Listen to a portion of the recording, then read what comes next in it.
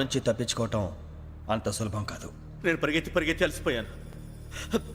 ఏం కావాలి? నీ ప్రాణం అక్కర్లేదు, నీ ఆస్తి అవసరం లేదు. ఏదో అవసరానికి 2000 అప్పుడైతే ఇలా చంపేపోతారని జీవాజీ. ఆయన అప్పు తీసుకున్న తప్పించుకుని తిరగాలి కానీ ఆపేసి మీకు అక్కడ పెట్టండి. కొత్త అప్పు ఇవ్వకూడదని. ఇదిగో వెంకీ, కావాలంటే నీకు ఇచ్చిన పాత బాకీ మర్చిపోతాను, నన్ను వదిలే. మీరు మమ్మల్ని వదలనా? మేము మిమ్మల్ని వదలలేమండి. మీ దగ్గర అప్పు తీసుకున్న నిజం మమ్మల్ని నీలా వెంటాడు. అందుకు నన్ను ఎంత ఆడుతున్నారా? నన్ను అంతగా నాయపసలేదు. ఉండి లేదంటే మొత్తం లేకుండా పోతారు. ఇప్పుడు మీకు ఇస్తే జరిగేది అదే. ఇస్తే ఇవ్వండి, లేకపోతే మానేయండి, అంతేగాని శుక్రవారం పూట అశుభ మాటలు మాత్రం ఆడకండి. శుక్రవారం లేదు, శనివారం లేదు, అసలు వడ్డీ వ్యాపారమే చేయడం లేదా? జీవాజీ, డిస్కషన్స్ అనవసరం. ఇప్పటికి 18,000 ఇచ్చారు, ఇంకో 2,000 ఇస్తే 20,000 రౌండ్ ఫిగర్ అవుతుంది. 2 రోజులు తిరిగి ఇచ్చేస్తాం. వీళ్ళకి ఇప్పుడు దాకా ఇచ్చింది 14,000 కదా, 18,000 అంటాడేమిటి పెచ్చనాయాలు? పడ్డాడు కక్కుర్తాడు. సంగతి వరకు తెలిసి సరేనయ్యా, ఇదే నేను మీకు ఇచ్చే ఆఖరి అప్పు. మీరిచ్చిన ప్రతిసారి ఇలాగే అంటారు. ఉత్తినే వచ్చిందని తగలేయకుండా ఊరికే వచ్చింది ఏంటి? అబ్బాయి ఏం లేదండి. జాగ్రత్తగా ఉపయోగించి పైకి రావాలయ్యా.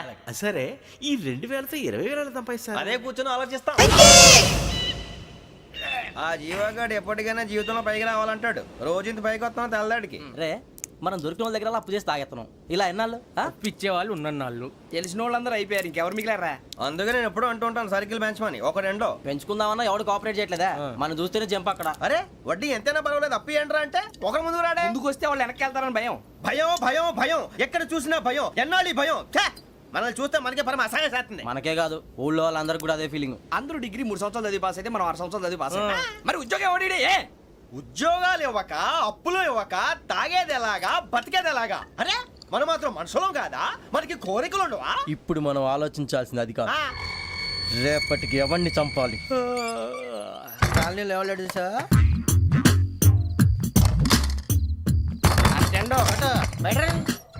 నువ్వా వెంకీ?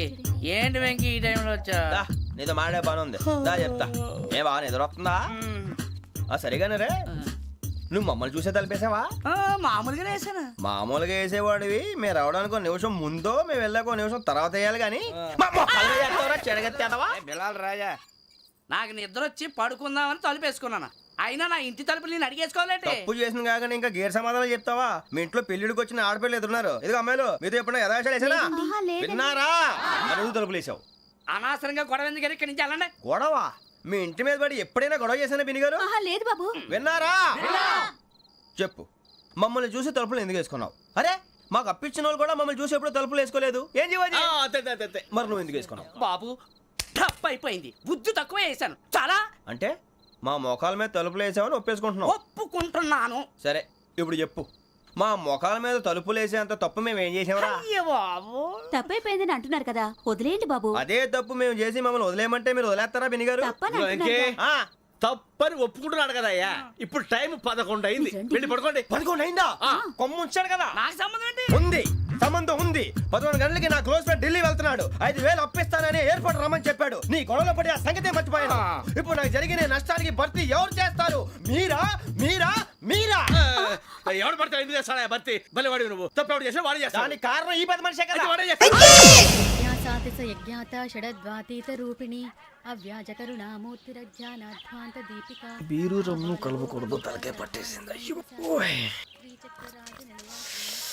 ఏంటే చదువుకుంటున్నావా? చదువుకో చదువుకో. దేనైనా వెనక్కి తీసుకురావాలం కానీ పోయిన కాలం వెనక్కి తీసుకురావడం ఎవడి వల్ల కాదు. టైం విలువ గురించి నువ్వు మాట్లాడడం. నువ్వు ఎలా పోతే నాకెందుకులే. ఏమ్మా నీ పూజ అయిందా? తలకే పట్టేసింది, కాస్త మజ్జిగుంటే ఇవే. మా నాయనే అందరూ పొద్దున్నే లేచి టీలు కాఫీలు అడుగుతుంటే నువ్వు మాత్రం మజ్జిగ అడుగుతున్నావురా. కాఫీలు టీలు తాగే స్టేజ్ వాడు ఎప్పుడో దాటిపోయాడు. రాత్రి తాగింది దిగాలంటే మజ్జిగే తాగాలి. నువ్వు తల దించుకోవడం ఎందుకురా? నీలాంటి యదవనగానందుకు నేనే దించుకోవాలి తల. రాత్రి సుబ్బారావు గారి ఇంటి మీద గొడవకి వెళ్ళేవంటగా. అలా చెప్పాడు మీకు? ఏ మళ్ళీ గొడవ కెడతావా? నీ దెబ్బకు భయపడి రాత్రి తలుపులు తీసి పడుకున్నారంట. తెల్లారగా టైంట్లో దొంగలు పడ్డారు. ఇంట్లో ఉందిలేండి, పట్టుకుపోవడానికి అక్కడ కూతురు తప్ప. ఎన్నాళ్ళు ఇలా బేవర్స్గా తిరుగుతావురా? ఇన్నాళ్ళని ఏం ఫిక్స్ అవ్వలేదండి. చిచి నాన్నా, అమ్మా, కంబైన్ స్టైల్స్ కి ఫ్రెండ్స్ ఇంటికి పిలుద్దాం అంటే వీడికి భయపడి ఎవరు రావడం లేదు. నేనే చేశానే. వాళ్ళ వంక అదోలా చూస్తున్నావంట.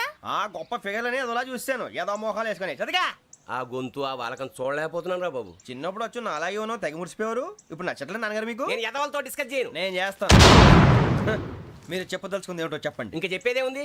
నువ్వు ఇలా గాలికి తిరుగుతుంటే నేను తిండి పెట్టలేను. నాన్నగారు ఇప్పుడు శుక్ర మహాదశి 4వ పాదంలో ఉంది. నేను ఇప్పుడు ఏం చేసినా కలిసి రాదు. శనిగారు సెంటర్ లో కాసేసి నన్నే చూస్తాడంట. వాడు అలా సైడ్ అయిపోయి నేను ఏదో ఒకటి అవుతాను కదా, మీరు కంగారు పడకండి. ఇవన్నీ ఆ జగదాంబ చౌదరి గారు చెప్పాడా? వా జేసీ గారిని గాడు గిడు అనకండి బాబు, మీకే మంచిది కాదు. అబ్బా ఊరుకోండి, ఎవరి నమ్మకాలు వాళ్ళవి. ఎరా ఇంతకీ ఆ శనిగాడు సైడ్ కి ఎప్పుడు వెళ్తాడంట? నేను పోయా. నువ్వు సెంటర్ లోకి రావాలమ్మా. మరి ఆ గురువు సెంటర్ లోకి ఎప్పుడు వస్తాడంటావు? అవన్నీ మనకి తెలుస్తాయి అంటే జేసీ గారు తెలుస్తాయి. నాన్నగారు ఒక 1000 రూపాయలు ఇవ్వండి, దక్షిణ నుంచి అన్ని అడిగేసి వస్తాను. ఎదిగిన కూతురు గుండెల మీద కుంపటైతే నీలాంటి బేవార్స్ కొడుకు క్లైమోర్ మైన్స్ లాంటి వాడు చీదరిదుడా. ఆ జేసీ గారు పోయాక వీడు నేను అమ్మ నువ్వే ఫీల్ ఓకే. ఆయన కావాలని అంటున్న మాటలు కాదు, ఆయన దేవుడు. కానీ ఆ శనిగాడు ఆడి కాన్సన్ట్రేషన్ అంతా నా మీదే పెట్టేశాడు. మరి ఇప్పుడు ఎలాగరా నాన్న? ఆ పని మీద డబ్బులు అడుగుతుంటే ఆయన ఇసుక్కుంటున్నాడు. పోనీ నువ్వేనా ఇవే? నా దగ్గర కూడా లేవురా. తెలుగు భాషలో నాకు నచ్చని ఒకే ఒక్క పదం లేదు.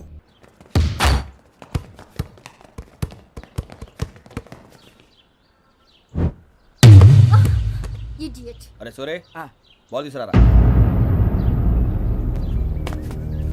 సారీ ఏదో బాలి. బాస్కెట్ బాల్ మాలాంటి వాళ్ళు ఆడాలి. మీలాంటి మాసన కొడుకులు ఆడితే ఇలాగే ఉంటది. ఇలాగే ఇలాగే ఇలాగే ఉంటది. అమ్మాయిల ముందు ఫోర్స్ కొడతావా? ఆహా, అయితే నిన్ను కొడతా.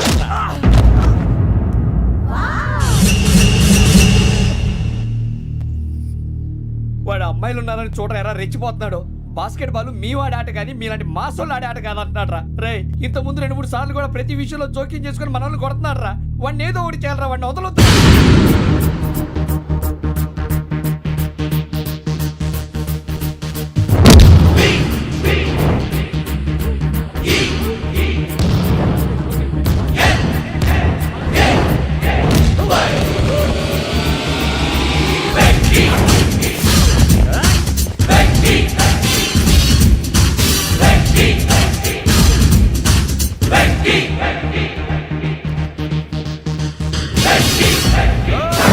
ఆడపిల్లలంటే ఎవరికైనా దెబ్బ తగిలితే అయ్యో అంటారు.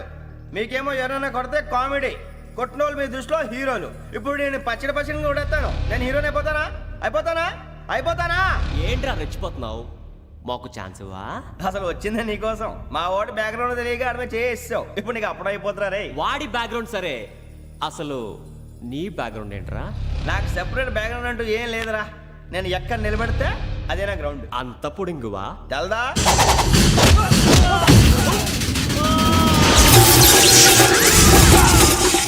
ఎవ్వా మన మామిడి కొట్టినప్పుడు వావ్ అన్నారు. ఇలాగే ఉంటుంది.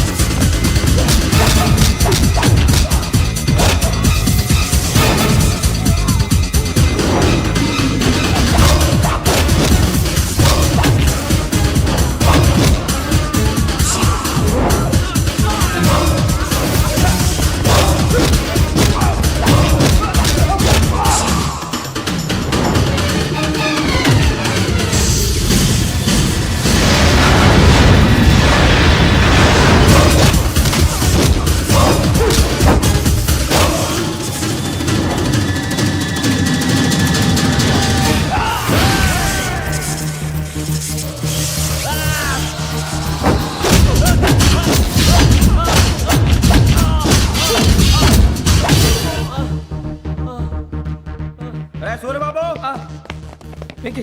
ఇందాక నేను కొట్టినప్పుడు నీకే అనిపించిందిరా? కుమ్మేయాలనిపించింది. మరి కుమ్మే. అమ్మో కుమ్ము. రేయ్ నిన్ను అమ్మాయిని ముందు పట్టుకొని కొడతాను. అలా కొడితే ఏం తగ్గుతుందిరా ఆడికి? అసలే ఎక్సైజ్ బాడీ ఏదవుది. తప్ప చెప్తాను, కొడితే మడతడిపోవాలి. మాస్తో పెట్టుకుంటే మడతడిపోద్ది.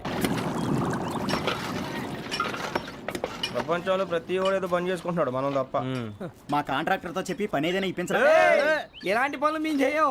డిగ్రీలు బిఏ, నేను ఎంఏ.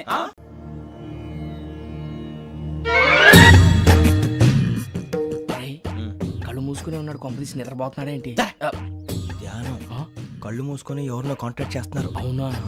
అబ్బా. రామ్ ప్రసాద్, నీకు నిజం చెప్పాలంటే బాధగా ఉంది, కానీ చెప్పక తప్పదు. ఎందుకంటే అది నిజం కాబట్టి. Correct sir, correct. ఏంటి సార్ అది?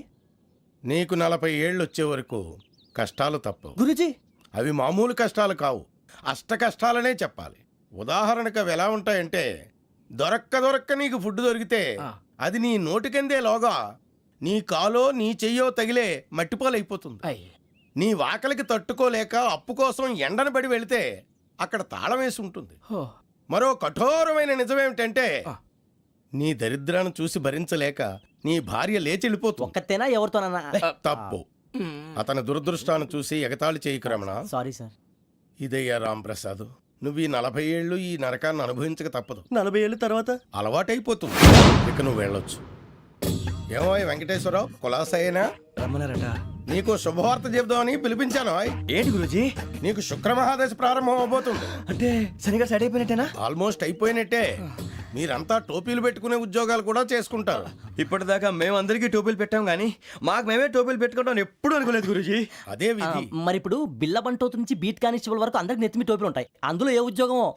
ఎస్ఐ గారు కూడా టోపీ పెట్టుకుంటారు తెలదా? ఏది మన చదివే చదువులకు ఎస్ఐ ఉద్యోగాలు ఇస్తారేంటి? గ్రహాలు శాసిస్తున్నప్పుడు చదువులతో పని లేదు. ఏబిసిడీలు చదివినా చాలు మీ జీవితాలు విచిత్రమైన మలుపులు తిరుగుతాయి. మీకు విపరీతమైన ఫాలోయింగ్ వచ్చేస్తుంది. మీరు చాలా ఫేమస్ అయిపోతారు. వింటానికి చాలా బాగుంది. ఇప్పుడు మమ్మల్ని ఏం చేయమంటారు గురూజీ? ఏమీ చెయ్యదు, వెయిట్ చేయండి. కాలం కలిసి వస్తే అదృష్టమే మిమ్మల్ని గేలం వేసి పట్టుకుంటుంది. అంతవరకు వెయిట్ చేయండి. వెయిట్ చేసి కొంచెం వెయిట్ కూడా పెరిగింది. అయినా పర్వాలేదు, వెయిట్ చేస్తాం. అందాక ఏ అప్పు సపోర్ట్ చేసుకుని తాగుతాం, బ్రతుకుతాం అన్నట్టు. అప్పు అంటే గుర్తొచ్చింది, అప్పు మీద మీ అభిప్రాయం ఏంటి గురూజీ? ఏంటరా ఇంత నుంచి మీకు ఎదుగుతున్నాను రా. ఇక్కడేం చేస్తున్నారు? ఏ మన టైం బాగుందిరా. ఎవడన్నా అప్పిస్తున్నాడా ఏంటి? కాదురా, ఉద్యోగాలు ఇస్తారమ్మన్నాడు. గురూజీ చూసారా, చౌదరి గారు చెప్పింది నిజమే. మరి శుక్రమహాదేశ్ మొదలైంది. ఇంతకీ ఎవరా మహానుభావుడు? నమస్కారం. అయినా నేను చెప్పింది. ఆహా, సాక్షాత్ ఎంప్లాయ్మెంట్ ఎక్స్చేంజ్ నడుచుకుంటూ వస్తున్నట్టు ఉంది. పదండి పట్టేద్దాం. నమస్కారం సార్. నమస్తే. వీలే సార్ మా ఫ్రెండ్స్. నమస్కారం. నమస్తే. నేను చెప్పానుగా భగవాన్ గారు. ఆహా, పేర్లోనే దేవుడు ఉన్నాడు. లోపల కూడా పాజిటివ్ థింకింగ్ ఎక్కువ. ఇంతకీ మీరు ఇండియానా చైనీసా? India sir. మా ఫేస్ చూస్తారు అనిపించలేదు మీకు? భలే కామెడీ ఫీల్ ఉన్నాడు. అవును సార్. నేను అడిగేది ఇండియన్ రెస్టారెంటా చైనీస్ రెస్టారెంటా అని. నేనేది ఓపెన్ గా డిస్కస్ చేయను కదా. పేరు చూసి స్కూల్లో డిస్కషన్ పెడతాడు అనుకుంటే వీటేంట్రా హోటల్ అంటున్నాడు. బాబు ఎట్ ఫీల్ అవుతున్నాడు. అంతా మీ ఇష్టం ఉంటున్నాడు సార్. ఫస్ట్ చైనీస్ రెస్టారెంట్ కి వెళ్దాం. నెక్స్ట్ అక్కడ డిసైడ్ చేద్దాం. చాలా ఇబ్బంది పడుతున్నట్టున్నారు. నువ్వు చేత్తో తినే బాబు. నేను జనరల్ గా చైనీసే ప్రిఫర్ చేస్తాను. ఫ్యాట్ కంటెంట్ తక్కువ ఉంటది కదా. రేపు నుంచి మేము కూడా ఇదే ఫాలో అవుతాం. ఎంతకీ మీకు స్టీల్ ప్లాంటా, షిప్ యార్డా, ఏషియాడా, జింక, బంకా? బంకా, హెచ్పిసిఎల్. ఇవన్నీ దేనికి సార్? దేనికేంటి? ఉద్యోగం చేయడానికి. మీకు ఎందులో కావాలో చెప్పండి. నేను అమలపోతున్నారా? ఏంటయ్యా డిస్కషన్స్? మాకు నీ ఛాయిస్లు ఉంటాయి అనుకోలేదు. మీరు సడన్ గా జింకు బంకు అంటే సింక్ అవడానికి కొంచెం టైం పట్టింది. అదే అదే జేసీ గారు టోపీలు పెట్టుకుని ఉద్యోగం అన్నారుగా. వీటిలో టోపులు పెట్టుకునే జాబ్లు ఎక్కడ ఉన్నాయండి? అన్నిటిలోనే ఉంటాయి, వాటిలో కూడా ఉంటాయి. వాచ్మెన్ ఉద్యోగం కావాలా? ఇంతకీ మీరు అనే జాబ్ ఏంటి సార్? నేను చెప్పేది టోపులు పెట్టుకునే ఉద్యోగం కాదు, టైల్ కట్టుకునే ఉద్యోగం. అది టైల్ కట్టుకోవటం మాకు రాదు. వాళ్ళు కడతారులే. ఇంతకీ మీకు జిఎం కావాలనా, ఏ జిఎం కావాలనా? అట్లా పిలుస్తున్నాడు చూడు బాబు. జిఎం అడిగితే ఎలా ఉంటుందంట? ఏజీఎం అంటే వింటానికి కొంచెం పెద్దదిగా ఉంది. ఏజీఎం ఇప్పించండి సార్. అనుకున్నాను నువ్వు ఇది అడుగుతావని. జిఎం అంటే జనరల్ మేనేజర్, ఏజిఎం అంటే అసిస్టెంట్ జనరల్ మేనేజర్. తూచండి, మాకు జిఎంఏ కావాలి సార్. అది సరే కానీ భగవాన్ జీ, ఈ ఉద్యోగాలకి టోపులు పెట్టుకుని వెళ్ళొచ్చా? నీ ఇష్టం వచ్చినట్టు వెళ్ళొచ్చమ్మా. నాకు స్టీల్ ప్లేట్ నాకు బంకులో గానీ కన్ఫ్యూజ్ చేయగానే ఆయన్ని అందరికీ ఒక చోట ఇప్పించండి సార్. కలిసి పని చేసుకుంటాం. జీతం ఎంతండి? 30,000 అంటే 40,000. వడ్డీ ఎంత? అప్పు కాదయ్యా, నీకు ఇచ్చే జీతం. అంటే తిరిగి ఒక్కలేదా? ఫ్రస్ట్రేషన్ లో ఉన్నట్టున్నాడు. అవునండి. నువ్వు ఇచ్చిన వాళ్ళు తీసుకోరు. మాకు అవసరం కూడా అదే. అంతేకాదు ప్రతి నెల గ్రాట్యుటీ, పిఎఫ్, సిఎఫ్. బియ్యం కూడా సార్? ఏ నువ్వు యాక్ట్ చేస్తావా? భగవాన్ జీ, మీరు ఇదంతా ఎందుకు చేస్తున్నారు? ఊరికే మాత్రం కాదు, నేను మంచోడని చెప్పి నా కారు పెట్రోల్ లేకుండా వెళ్తుందా? వెళ్దాం. నేను ఇచ్చుకోవాల్సినవి ఉంటాయి కదా. ఇలా చూడు, అందుకని ఉద్యోగానికి వాళ్ళ ఆకారం తీసుకుంటా. మా గెటబుల్ చూసి మీరు అపార్థం చేసుకుంటున్నారు. మాకంత పొజిషన్ లేదండి బాబు. పోనీ నలుగురు కలిసి ఉద్యోగం చేసుకోవచ్చా? మీ దరిద్రం నాకు అర్థమైంది. మీ నలుగురు కలిసి ఓ 1,00,000 రూపాయలు ఇవ్వండి చాలు. నేను నమ్మనరా, డబ్బుల విషయంలో అసలు నమ్మను. నాన్నగారు, మీరు అలా అంటాం భావ్యం కాదు.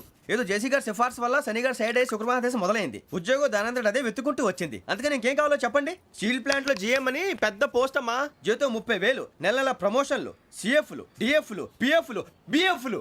ఇవన్నీ నువ్వు చదివిన చదువుకే. అబ్బాబే దీనికి చదువుకి సంబంధం లేదండి. చెప్పాను కదా శుక్రమహాదశ, అది దాని పవర్ అనుకోండి, ఎఫెక్ట్ ఈ అనుకోండి. రోజుల్లో కూడా గ్రహాలు ఏటా nonsense? అబ్బా ఏంటండి వాడన్న ప్రతిదాన్ని ఇలా కొట్టి పడేస్తారు. చిన్నప్పటి నుంచి లక్షలు పోస్ట్ చదివించారు. ఎహె, అమ్మా నువ్వు లేని పోనీ పెట్టుకో. లక్షలు ఎక్కడైనా ఊరుకోరా, మాట వరుస కనాలి. ఒక 25,000 ఇస్తే వాడి జీవితం సెటిల్ అయిపోతుంది అంటున్నాడుగా, అంతగా ఆలోచిస్తారేంటండి? అమ్మా నాకు ఉద్యోగం రాగానే మీ అందరి స్టీల్ ప్లాంట్ షిఫ్ట్ చేస్తానే. ఓకే నువ్వు చెప్పేదంతా కరెక్టేనా? నాన్నగారు మీకు అంత అనుమానం అది ఇవ్వకండి. సర్లే, ఇప్పటికిప్పుడు అంత డబ్బు అంటే కష్టం కానీ నాకు ఎలక్ట్రిక్ హోండా అమ్మాలి. నాకు తెలుసు మీరు ఆ నిర్ణయం తీసుకుంటారని, అందుకే పార్టీని పట్టుకొచ్చాను. బయట వెయిటింగ్.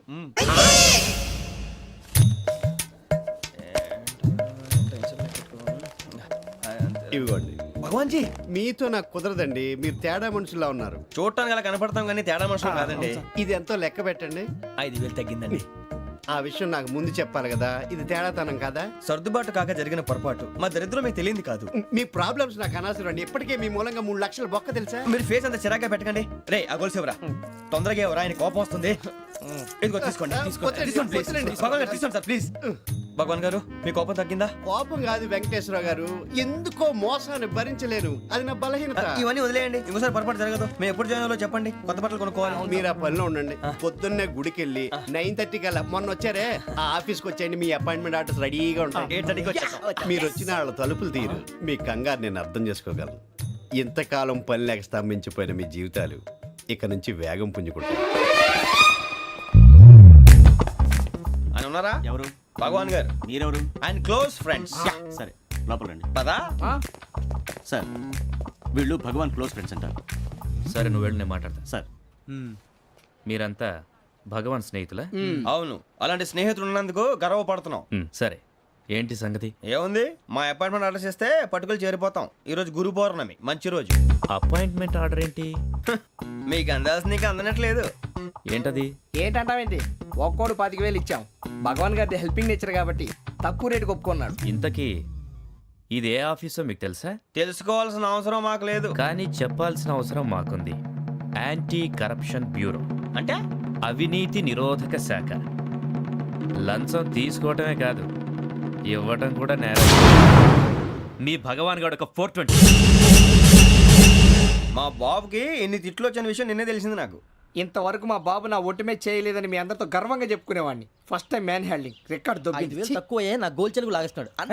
అరే కోపడకండి రా, వాడు ఇక్కడే దొరుకుతాడని మా ఫ్రెండ్ చెప్పాడు. తొక్క దొరుకుతాడు. మీకు జింక్ లో కావాలనా, బంక్ లో కావాలనా, స్టీల్ ప్లాంట్ లో కావాలనా, షిప్ యార్డ్ లో కావాలనా? అంటే ఎక్కడ పడితే అక్కడ ఇప్పిస్తారా సార్? ఎక్కడ పడితే అక్కడ, ఎలా కావాలంటే అలా చేసుకుందాం, ఇబ్బంది ఏమీ లేదు. ఆపరేషన్ లో కావాలనా? అవి గేమ్స్ కదా సార్. ఆ స్పోర్ట్స్ కోటా లేవయ్యా. ఏమైంది సార్? ఉద్యోగాలు ఇప్పించమని ఎంట పడుతున్నారు. నువ్వు టచ్ లో ఫోన్ చేయ.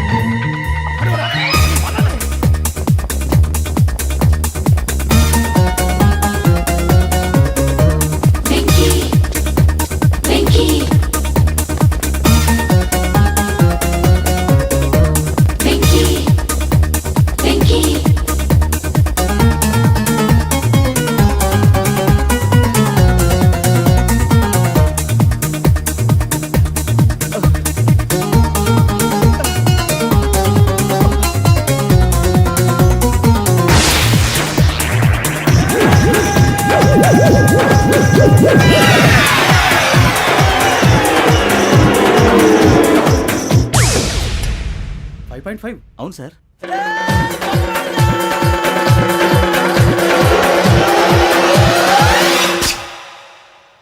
గ్రేట్.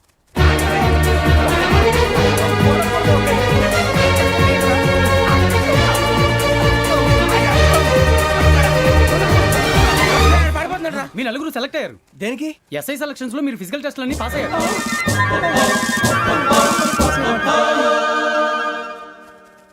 కానీ మేము అప్లై చేయలేదు సార్.